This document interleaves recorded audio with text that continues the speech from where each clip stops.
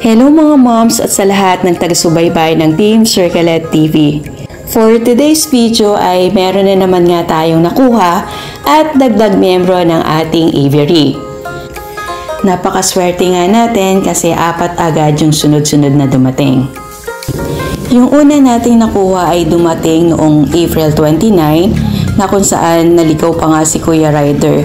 Katirikan pa naman ang araw at sobrang init ng panahon natin. Kaya buti na lang nakarating din siya dito sa address natin. At gayon pa man, maayos namang nakarating yung ating ibon na hinihintay. Ang ID nito ay Far Blue Ewing Opaline Red Factor. Ito ay mula kay Sir Edward Sotelo Bulatao na kung saan yung last time na dumating na ibon sa amin ay nanggaling din sa kanya. Ngayon nga ay hindi lang yung ibon yung dumating sa atin dahil meron siyang ibinigay na freebie na t-shirt. Salamat sir kasi may dagdag damit na naman ako. Yan, joke lang. So ito syempre kay Mr. to. Pag uwi niya, so tsak na masusot niya na to. Sunod naman nating dumating ay mula naman kay Sir Rogelio Caravana.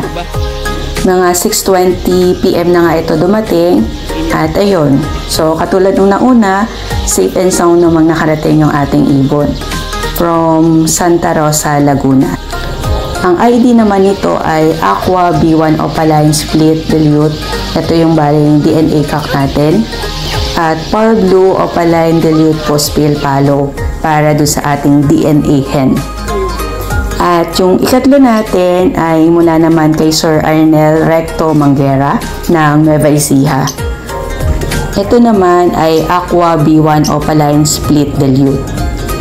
Lahat po ng mga nakuha natin ay quality at solid na ibon. At syempre, lahat po sila ay mga legit na mag-iibon.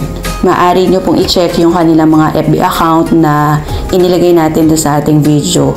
Kaya kung naghahanap kayo ng mga solid at magagandang ibon, maaari nyo po silang kontakin.